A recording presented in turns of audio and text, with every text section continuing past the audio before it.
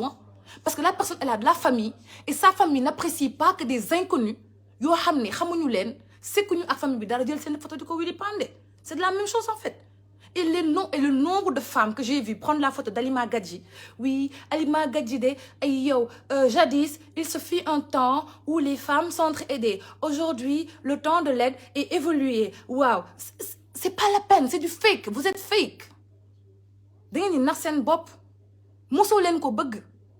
Moi, je suis là, je la suis sur les réseaux. Combien de fois Halima s'est défendue? Combien de fois ngeen ko xas si am yaramam parce que dafa pata? Combien de fois ngeen ko xas parce que dafa am biir? Combien de fois ngeen yi xaste? Yéen nay xaste yóbbu nit ki mu xaru wëlbati ko di ko ñaanal wëlbati ko di ko massawu wëlbati ko di ko publier di ko RIP baa naan ko massa. Vous êtes des gens comment en fait? Vous êtes comment? Vous êtes comment? À un moment donné, moi, je me dis, Nabou, mais la jeunesse sénégalaise, elle a un problème profond. Et ce problème profond-là, je vais décortiquer de A à Z. Ndax man, amul fi, je le dis tout le temps, ben blogueuse wala ben liveuse bo xamne jitu na ma si. Ñi di ciow ci réseaux sociaux yépp ma len fi jiw. Ça fait 10 ans que maa ngi ci ba may réseau. Sonko ñëwul, affaire de Macky ñëwul.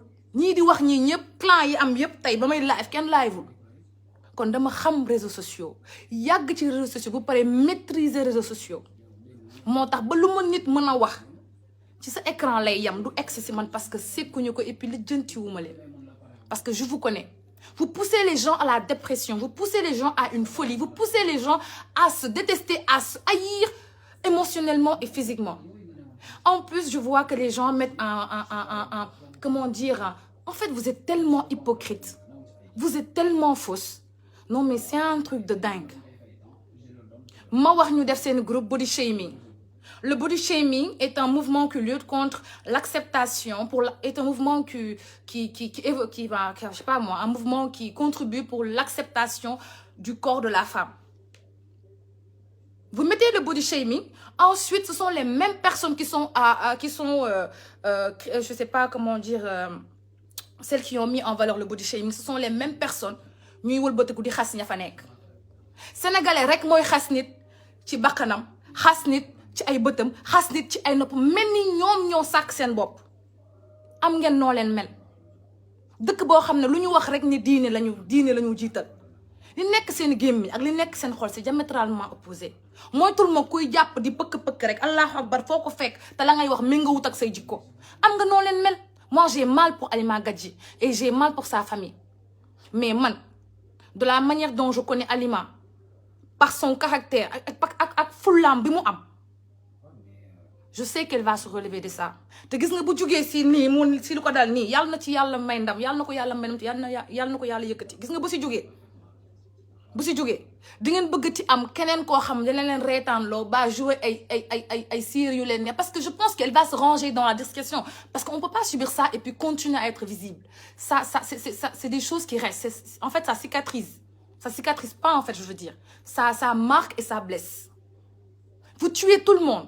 Vous tuez vos humoristes, vous tuez les gens qui vous encouragent. En fait, le Sénégalais n'a pas la capacité de produire. Mais ñoo dàq yàq si àdduna bi yàq rek la ñuy def. Ku ñëw ngeen waxal ko mu daw génn ku ñëw ngeen jël. C'est-à-dire que, en fait, moi, ça me dépasse. Quand je vois les RIP, jël photo nit ki RIP ko. Est-ce que tu as besoin de prendre la photo de la personne pour wax ko RIP? Doo ko masaw rek sa biir xol wala nga ñaanal ko. Wala nga wàcceel ko kaam ba li toll na la foofu looy RIP.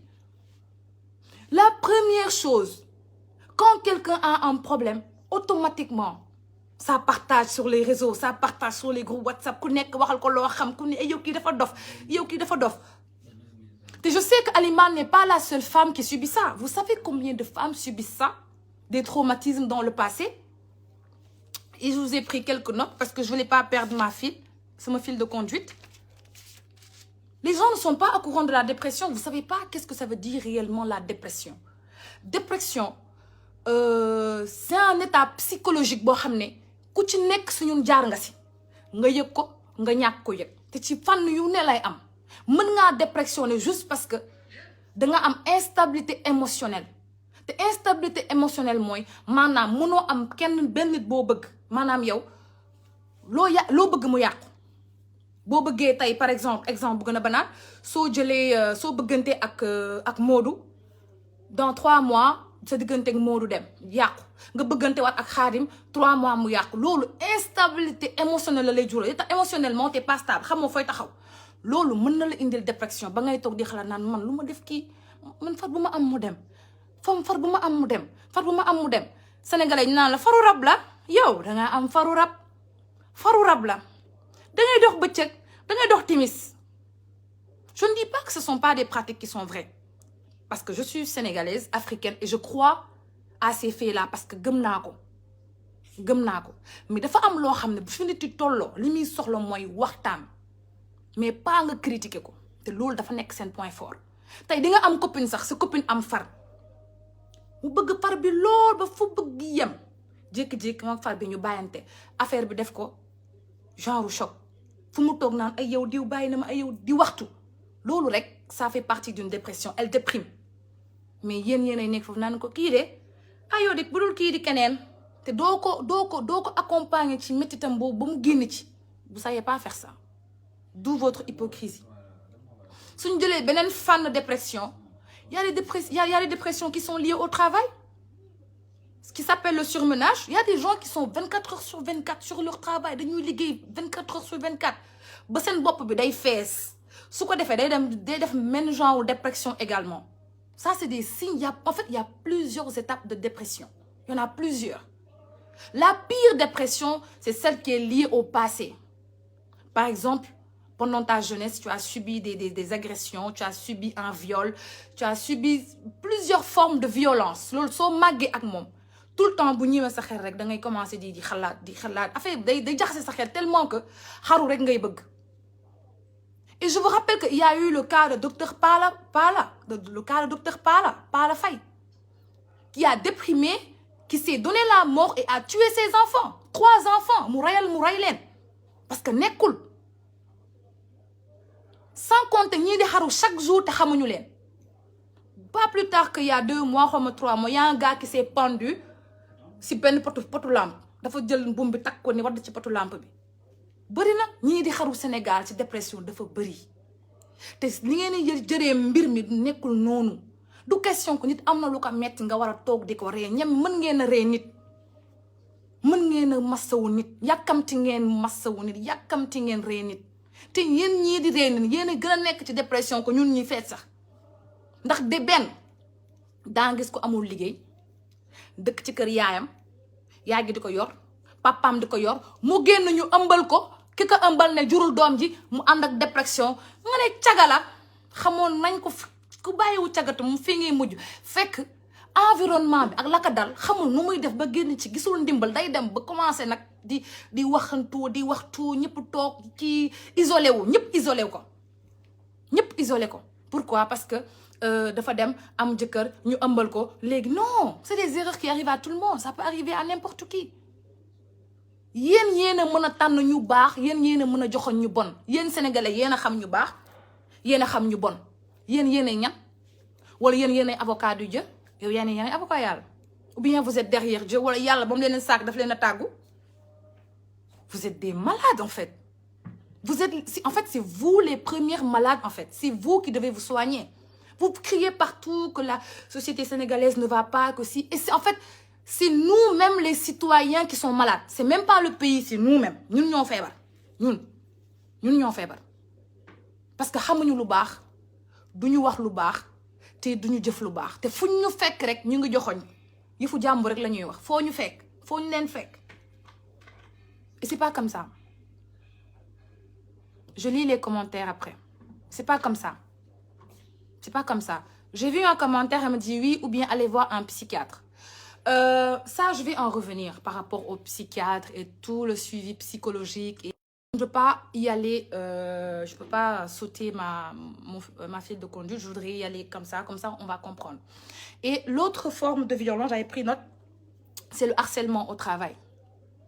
En fait, il y a dafa bëri violence dépression dafa bëri li koy indi mën nga am liggéey fi ngay liggéeyee sa patron di la dugal ci ay détournement de fonds compte diw surtout ñu nekk ci banque bi compte diw am na 10 milliards dormant jéemal détourner 1 milliard jéemal def lii mu lay dugal ci loo xam ne yow bëggoo ci dugg nga dem ba affaire yi nag boo nemee sa kër da ngay xalaat parce que bëggoo ñàkk sa liggéey benn waaye tamit bëggoo tamit sàcc. C'est-à-dire qu'il y a des gens qui souffrent comme ça dans ce pays-là. Combien de fois, moi, en tant que femme, combien de fois, man, li tax sax ma fit pour sax ubbi sama entreprise, c'est parce que damaa xam ne mënu ma liggéeyal kenn man dama rëy dama ñàkk kersa dama sañ a wax te dama réew ba dof donc du ma nangu liggéeyal benn kuti mbaasaan man bu may këli naan ma viens chez moi pas chez moi on se voit où damay liggéey nga fay ma ba punto basta on se voit nulle part. Et il y a plein de femmes qui subissent des harcèlements au travail. Combien d'entre vous subissent des harcèlements au travail? Combien d'entre vous subissent des harcèlements au travail? Ñaata. Déjà que pour avoir un meilleur poste, il faut accepter de faire la promotion canapé. Le pays, il est malade. Et pour ce cas-là, je prends le cas de la Miss John, là. C'était ça. Tu veux être Miss, couche avec un tel, fais un tel, en fait. Il y a plein de femmes qui subissent des harcèlements partout. Mais le meilleur moyen de nous en sortir en tant que femmes de cette situation-là, c'est de nous donner la main et de ne pas nous juger. On aime trop se juger entre femmes. Jamais vous verrez un autre homme dire que góor ku waa ji baaxul góor du mës a xas moroomu góoram foo ko fekk da koy tagg sax faf mais jigéen foo fekk jigéen bu toog moroomu jigéenam bu jógee deram du set parce que yaakaar ne que boo yàqee deram yaay gën a jag yaay gën a baax yaay ëpp commentaire yaay ëpp visibilité yaay ëpp like yaay ëpp cœur c'est ça mais malheureusement ñi ngeen di xas à chaque fois ñoo leen di raw. Et je prends le cas de Marie-Louise et je la félicite pour son mariage parce qu'elle le mérite. Elle le mérite largement. fi ngeen nekk partage ay photos waaye yow Pa Abou Cissé ay yow jëkkëru footballeur ñaata si yéen ñoo ko xas xanaa tey nañ interroger Google ñaata ci yéen a ko xas ba wuli pand ay vidéo am ay audio am ñaata si yéen fat footballeur bu mu nekkaloon faf yàlla def footballeur takku ko te mu jóge nag si CAN macha allah jóge nag si coupe du monde xanaa am ngeen gàcce